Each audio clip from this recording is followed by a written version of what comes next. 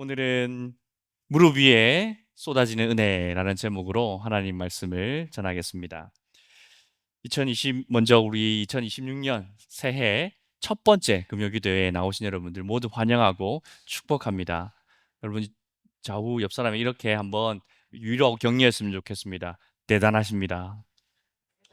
이 엄동설 안에 하나님 예배하고 찬양하고 기도하시려고 나오신 여러분들 참 대단하십니다.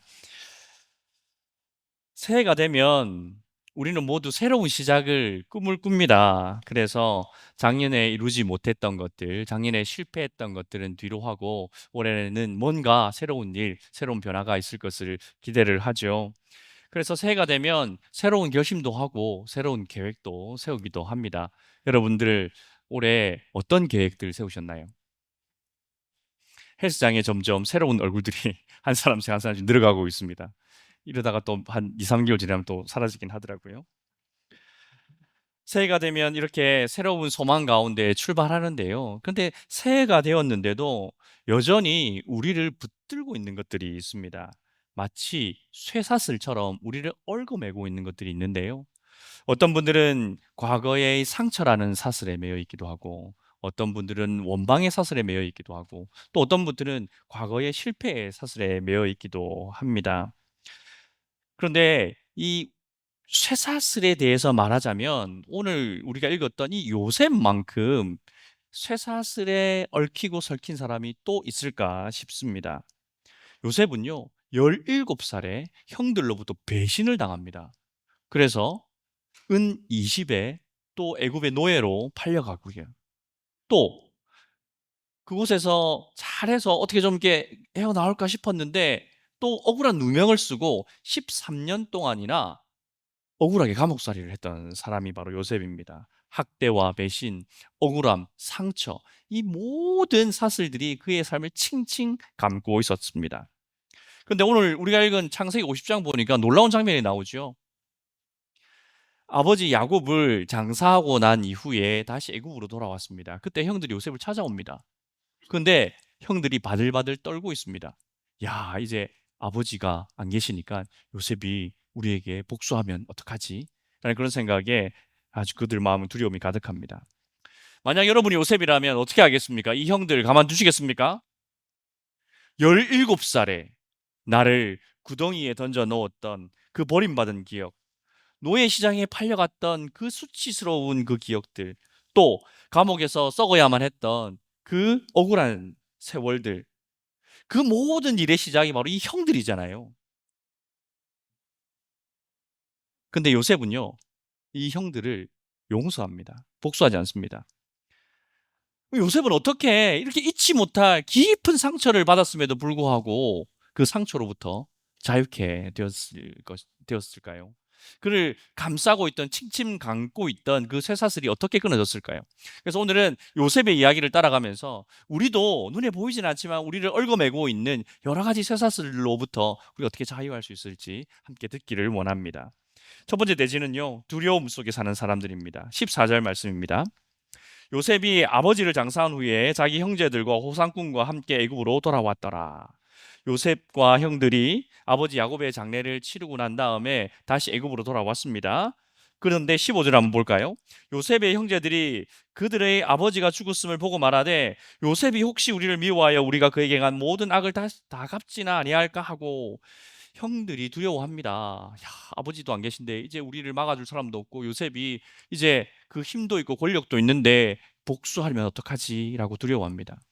근데 여러분, 이때는요, 요셉이 형들을 용서한 지 벌써 17년이나 지났을 무렵입니다. 17년 전에 세상에 큰 흉년이 들거든요. 그 흉년에 먹을 것이 없자 야곱의 아들들이 애굽에 양식이 있다는 소식을 듣고 애굽으로 양식을 사러 오잖아요. 그때 요셉을 극적으로 만납니다. 그리고 난 다음에 이러이러한 사건이 막 전개된 다음에 결국 야곱의 모든 가족들이 애굽으로 내려옵니다. 요셉은 그 아버지의 가족 형들을 다 받아들이고 환대하고 고센 땅이라는 곳에 거주하게 하고 그곳에서 아주 풍요롭게 살도록 잘 보살펴 주었습니다. 그 세월이 17년인데요. 근데 여전히 다시 이 형들은 요셉을 두려워하고 있습니다. 요셉의 호의와 사랑을 17년이나 경험했는데 아버지가 죽고 나자마자 다시 그들은 요셉의 복수를 두려워하며 바들바들 떨고 있습니다. 더 놀라운 것은요, 이 형들이 아버지의 유언을 인용하는 부분입니다. 17절 말씀인데요. 너희는 이같이 요셉에게 이르라. 내 형들이 내게 악을 행하였을지라도 이제 바라건대 그들의 허물과 죄를 용서하라 하셨나니 당신 아버지의 하나님의 종들인 우리 죄를 이제 용서하소서 하며 요셉이 그에게 하는 말을 들을 때에 울었더라. 형들이 야 이거 아버지가 우리에게 남긴 유언이거든. 잘 들어봐봐. 라고 하면서 전령을 통해서 메시지를 보낸 겁니다. 그런데 칼빈 선생님을 비롯한 많은 주석학자들이 이거 거짓말이라고 해석합니다. 성경에는 이런 유언이 나오지 않습니다. 만약 야곱이 정말로 이런 유언을 했었다면 그 사랑하는 아들 요셉, 죽은 줄 알았다가 다시 찾은 요셉 직접 말했지 왜 형들에게만 요셉이 절대 얘기하지 마라. 내가 죽고 나거든. 그때에서 비로소 요셉에게 알려줘. 이럴 일이 없지 않습니까? 이게 무엇입니까? 형들은 지금 죽은 아버지의 이름까지도 이용하여서 거짓말하고 있습니다. 여러분 이것이 죄악의 사슬에 매여 있는 사람들의 모습입니다. 은혜를 받았어도요, 믿지를 못합니다. 용서를 받았어도 그들은 여전히 정죄받을까봐 바들바들 떨고 있습니다. 그래서 거짓말을 해서라도 자기를 보호하려고 하고 있는 것이죠. 여러분, 형들이 이 17년이라는 이 긴 시간 동안 요셉으로부터 호의와 또 사랑과 은혜를 받았음에도 불구하고 그들은 왜 여전히 두려워하고 있는 것일까요? 그들이 서 있는 자리, 위치 때문입니다. 그들은 여전히 가해자의 자리에 서 있습니다. 그들은 여전히 39년 전에 요셉을 구덩이로 밀어 넣었던 그 구덩이에 여전히 머물러 있는 거예요. 그러니까 아버지가 죽고 나자 그들은 바로 두려움에 휩싸였던 것입니다. 여러분, 이 형들의 모습 속에서 우리의 모습을 발견하는 것 같습니다. 우리도 이런 모습으로 살아갈 때가 얼마나 많은지 모릅니다. 하나님께서 우리에게 베풀어 주신 이 구원의 은혜 얼마나 크고 놀라운 은혜입니까? 하나님께서 우리의 모든 죄와 허물을 다 용서해 주셨습니다. 하나님께서는 우리를 구원하셨고 그리고 날마다 보호하시고 인도해 주실 것이라고 약속하셨고 신실하게 그 약속을 지금도 지키고 계십니다. 그런데 우리는요, 한 손으로는 하나님의 그 은혜의 따뜻한 온기를 느끼지만 또 한 손에는 정죄의 쇠사슬의 그 차가운 차디찬 그 냉기를 느끼며 살아갑니다. 그래서 때로는 우리가 이 냉기에 압도될 때가 더 많은 것 같습니다. 왜 그렇습니까? 은혜의 온기보다 죄와 허물의 냉기가 더 크게, 더 차갑게 느껴지기 때문입니다. 그래서 용서를 받았는데요, 하나님의 은혜를 받았는데 계속해서 나를 정죄하며 살아갑니다. 은혜를 경험했지만 여전히 내가 저지른 죄와 허물에 대하여서 계속해서 집중하고 그것만 바라보고 살아가기 때문에 은혜를 받아도 온전히 은혜를 누리지 못하고 살아갑니다. 요셉은요, 17년이라는 시간 동안 그 형들의 식탁 위에 사랑이라는 따뜻한 햇살을 계속 비춰주었잖아요. 그럼에도 불구하고 그 따뜻한 햇살 아래 있음에도 불구하고 요셉의 형들은 단 한 번도 그 마음이 녹아내린 적이 없는 얼음장 같은 상태였던 것입니다. 그런데 이렇게 거짓말까지 하는 그 형들의 반응을 보면서 요셉이 어떻게 반응합니까? 요셉은 형들의 말을 들었을 때에 슬픔을 견디지 못하고 눈물을 흘립니다. 여러분, 이것이 우리를 바라보시는 예수님의 마음 아닐까요? 우리에게 모든 죄를 용서해 주시고 우리를 구원해 주셨고 더 이상 정죄함이 없다라고 분명히 말씀하셨음에도 불구하고 여전히 나의 죄와 허물을 계속해서 끌어안고 그것에 매여 살아가는 우리를 바라보시는 예수님의 슬픈 마음이 요셉을 통하여서 전해지는 것 같습니다. 그럼 여러분, 우리가 어떻게 하면 요셉처럼 은혜의 자리에, 내가 이제 더 이상 정죄의 자리에 있지 않고 은혜의 자리에 있다는 것을 깨달으며 살아갈 수 있을까요? 그 답을 찾기 위해서 우리는 18절로 가야 합니다. 두 번째 대지는요, 은혜 속에 사는 사람들입니다. 18절 말씀 보겠습니다. 그의 형들이 또 친히 와서 요셉 앞에 엎드려 이르되 우리는 당신의 종들이니이다. 형들이 요셉 앞에 무릎을 꿇고 엎드렸습니다. 여러분 생각해 보십시오. 이 형들이 누굽니까? 39년 전에 요셉을 구덩이에 던져놓고 은 20의 노예로 팔아버렸던 그 사람들 아닙니까? 요셉 인생의 모든 고통의 출발점에 서 있는 바로 그 사람들이 지금 요셉 앞에 무릎을 꿇고 엎드리고 있습니다. 우리는 당신의 종들입니다. 완전히 굴복하고 있습니다. 여러분 소년 요셉이 꾸었던 꿈 기억하세요? 첫 번째 꿈이 뭐였을까요? 형의 곡식단들이 일어서서 요셉의 곡식단에게 절하는 꿈을 꿉니다. 두 번째 꿈은요. 해와 달과 11별이 요셉에게 절하는 꿈을 꿉니다. 그래가지고 그 꿈을 꾸고 나가지고 요셉이 형들한테 막 떠들었거든요. 그 형들이 더 싫은 거예요. 야, 네가 정말 우리를 다스리겠느냐? 라고 그때부터 미움을 받기 시작합니다. 그러다가 형들이 양을 치기 위해서 멀리 떠났을 때 아버지가 형들 좀 돌아보고 와라. 그래서 요셉이 아주 멀리 떠나서 형들을 찾아갔습니다. 저기서 요셉이 보니까 야야야야, 저 꿈꾸는 자부터 꿈꾸는 자. 쟤를 없애버리고 그 꿈이 어떻게 되는지 한번 보자. 라고 말하면서 요셉을 구덩이에 던져 넣었던 사람들입니다. 근데 지금 어떤 일이 일어나고 있습니까? 39년 후에 요셉이 꾸었던 그 꿈이 실현되고 있잖아요. 요셉 앞에 그 형들이 지금 바짝 엎드려 있습니다. 그것도 바들바들 떨면서. 지금 요셉에게는 두 가지 선택이 있습니다. 형들, 내가 말했지. 형들이 나에게 절하게 될 거라고. 내가 맞잖아. 그때 형들 뭐라고 그랬어? 나한테 어떻게 대했어? 그렇게 하면서 요셉이 형들에게 복수할 수도 있고요. 자기가 틀리지 않았다는 것을 증명하면서 형들을 조롱하고 위협할 수도 있었습니다. 요셉이 그렇게 했습니까? 아니요. 어떻게 반응하는지 19절에 나옵니다. 요셉이 그들에게 이르되 두려워하지 마소서 내가 하나님을 대신하리. 우리 같이 한번 읽어볼까요? 시작. 요셉이 그들에게 이르되 두려워하지 마소서 내가 하나님을 대신하리이까. 아멘. 내가 하나님을 대신하리이까. 이 한마디에 모든 것이 다 녹아져 있습니다. 요셉은요, 자기가 서 있는 위치가 어디인지 알고 있는 거예요. 세속의 세계에서 요셉은 어떤 위치에 있습니까? 애굽의 총리입니다. 가장 최강대국의 2인자의 자리에 있습니다. 형들을 벌할 수 있는 권력도 있고요. 형들을 용서할 수 있는 권력도 있습니다. 그런데 요셉은요, 자기에게 주어진 그 권력을 사용하지 않습니다. 대신에 요셉이 이렇게 말했습니다. 저는 하나님을 대신할 수가 없습니다. 요셉은 자신이 하나님의 자리에 앉을 수 없다는 걸 지금 알고 있는 거예요. 복수도 하나님의 것이고 심판도 하나님의 것인데 내가 그 하나님의 자리에 앉을 수 없습니다. 라고 말하는 것입니다. 그는 자기의 위치를 정확하게 알고 있었던 것이죠. 그래서 20절에서 이렇게 말합니다.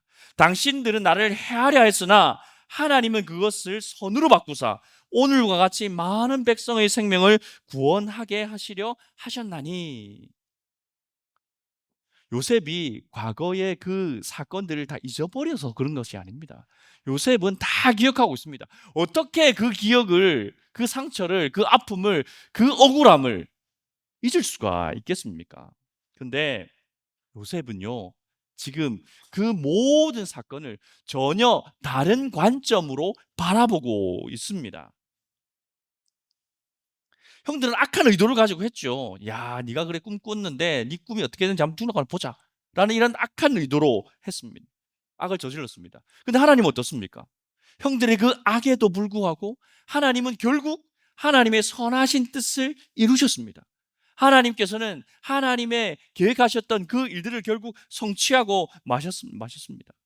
만약 요셉이 애굽으로 가지 않았다면 애굽의 총리가 될 수 없었겠죠.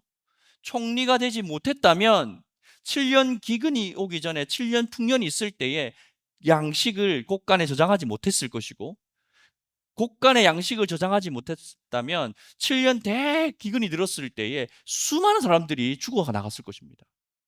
그 죽어 나갔던 사람들 중에 야곱의 가족들은 없었을까요? 장담하지 못할 일이죠. 요셉은 자기에게 일어났던 이 모든 일들이 하나님께서 계획하시고 뜻하신 일을 이루어가는 과정이라는 것을 보고 있는 것입니다. 그는 깨달아 알았던 것이죠. 그래서 그 하나님의 뜻이 무엇인지 알았던 요셉은 21절에서 이렇게 말합니다. 당신들은 두려워하지 마소서. 내가 당신들과 당신들의 자녀를 기르리이다 하고 그들을 간곡한 말로 위로하였더라.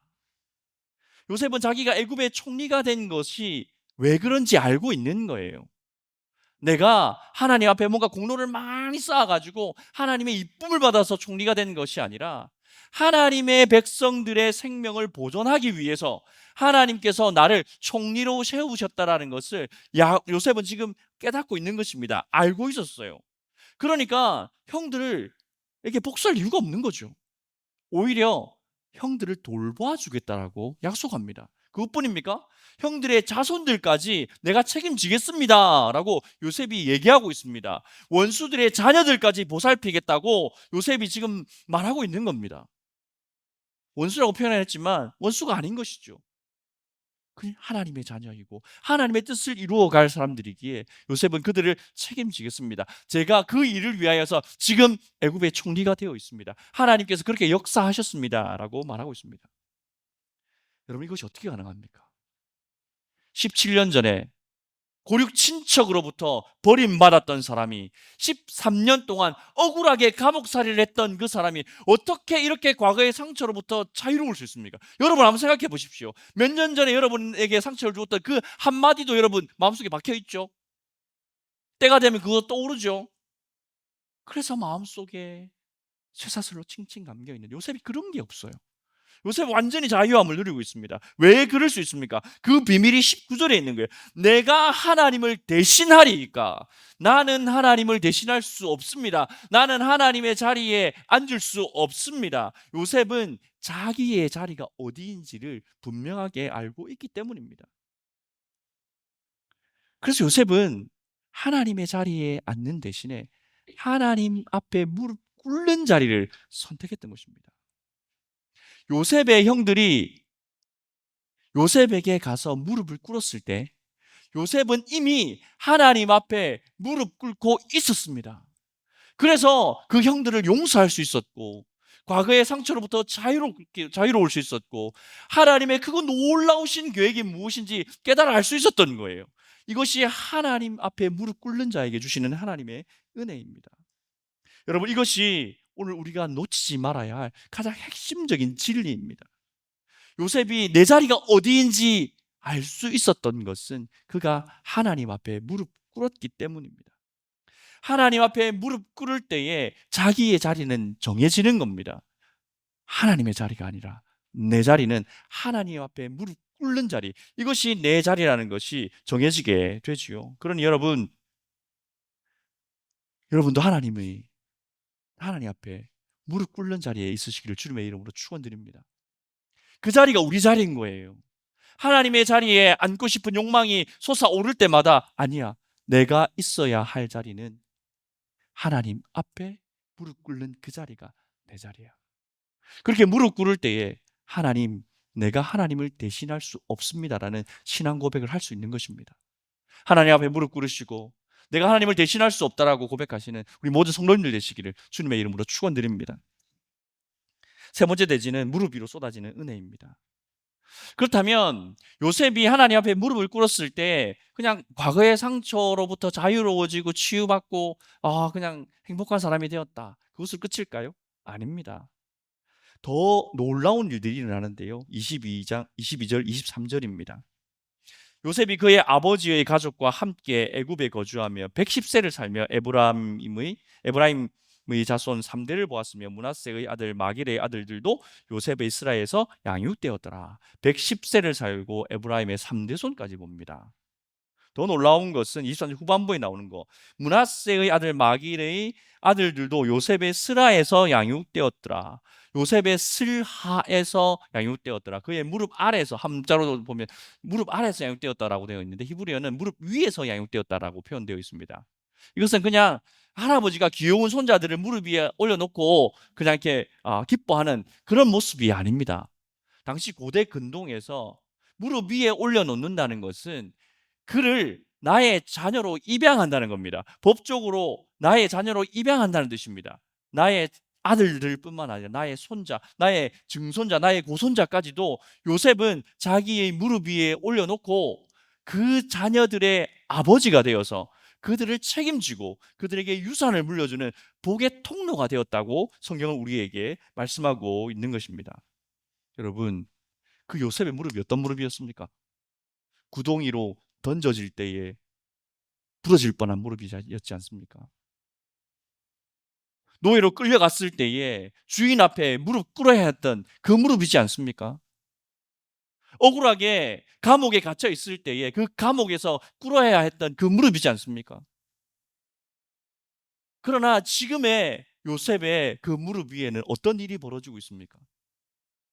요셉의 자녀들, 그 자녀들의 자녀들, 그 자녀들의 자녀들이 요셉의 무릎 위에서 복을 받고 있습니다. 은혜를 받고 있습니다. 여러분, 이것이 무릎 꿇는 자에게 주시는 하나님의 역설입니다. 세상은 뭐라 말합니까? 무릎 꿇는 것에 대해서 어떻게 반응합니까? 그거는 약자들이라 하는 거야. 그건 실패자들이 하는 거야. 그건 굴복하는 거야. 그래서는 안 돼. 꺾일지언정 구부리지 마라. 이것이 세상의 미덕이지 않습니까? 근데 여러분, 하나님 앞에 무릎 꿇는 것은 전혀 다른 문제입니다. 하나님 앞에 무릎 꿇는 것은 굴욕도 아니고 패배도 아닙니다. 오히려 하나님의 은혜와 능력이 그 무릎 꿇음 위에서 나오는 줄 믿으시기 바랍니다. 그렇게 하나님 앞에 무릎 꿇는 자들이 참된 자유를 얻는 것입니다. 그를 얽매이고 있던 모든 쇠사슬이 끊어지는 자리가 바로 하나님 앞에 무릎 꿇는 그 자리에서 모든 쇠사슬이 끊어지는 것입니다. 우리가 무릎 꿇을 때에 우리의 마음 가운데 있던 그 불신은 사라지고 확신이, 믿음이 샘솟아나는 것입니다. 야, 정말로 하나님이 이런 일까지도 손으로 바꿔줄 수 있을까? 라는 불안함이 있을 때에 무릎 꿇으십시오. 하나님 앞에 기도하십시오. 하나님, 이 일조차도 하나님께서는 손으로 바꾸실 줄 믿습니다. 이렇게 기도할 때에 우리 마음 가운데 확신이 생기고 우리 마음 가운데 믿음이 하나님의 선물로 주어지는 것입니다. 그래, 하나님이라면 하실 수 있지. 나는 할 수 없지만 하나님은 하실 수 있어. 하나님은 이 모든 일을 통하여서 선을 만들어내실 분이야 라는 확신 가운데 살아갈 수 있게 되는 것이죠. 여러분, 2026년을 살아가시면서 이 진리를 꼭 기억하셨으면 좋겠습니다. 여러분이 하나님 앞에 무릎 꿇을 때에 하나님께서는 여러분의 그 무릎 위에 은혜를 쏟아부어 주실 것입니다. 그 확신을 가지고 그 믿음을 가지고 하나님 앞에 겸손히 엎드려 무릎 꿇는 여러분들 되시기를 바랍니다. 그런데 여러분, 우리가 하나님 앞에 이렇게 무릎 꿇을 수 있는 이유가 있습니다. 우리보다 먼저 하나님 앞에 무릎 꿇으셨던 분이 계시기 때문에 오늘 우리가 하나님 앞에 무릎 꿇을 수 있는 것입니다. 그분이 우리를 대신하여서 겟세마네 동산에서 아버지 앞에 무릎 꿇고 땀방울이 핏방울이 되도록 먼저 기도하셨기 때문에, 그분께서 십자가에 달려서 모든 물과 피를 다 쏟으셨기 때문에 이제 우리는 하나님 아버지 앞에 무릎 꿇고 기도할 수 있게 된 것입니다. 우리가 기도할 수 있는 것, 우리가 하나님을 아버지라 부를 수 있는 것, 이것이 그냥 우리에게 거저 주어진 것이 아니라 우리 주 예수 그리스도께서 우리를 대신하여 먼저 아버지 앞에 무릎 꿇으셨고 그 아버지의 말씀을 따라서 십자가에 달리셨기 때문에 이제 우리가 하나님 앞에 무릎 꿇을 수 있는 자격이 생긴 줄 믿으시기 바랍니다. 그런데 우리가 어찌 하나님 앞에 무릎 꿇지 않을 수 있습니까? 그런데 어찌 우리가 하나님 앞에 무릎 꿇지 않고 살아갈 수 있겠습니까? 그리스도를 본받아서, 그 그리스도를 의지하여서 우리는 매일매일 하나님 앞에 무릎 꿇는 삶을 살아야 하는 것입니다. 여러분이 과거의 상처를 여러분의 무릎 위에 올려놓고 하나님 앞에 기도할 때에 그때 하나님의 치유가 임하실 줄 믿으시기 바랍니다. 두려움을 맡기는 그 무릎 위에 평강이 임하실 줄 믿으시기 바랍니다.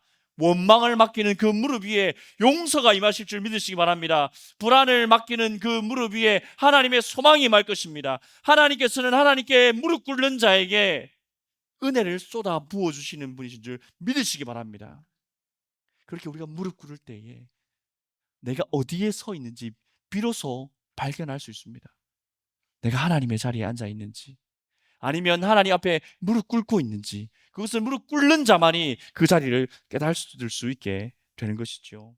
사랑하는 성도 여러분, 2026년 새해가 되었습니다. 많은 계획들 세우셨죠? 많은 결심들도 하셨을 것입니다.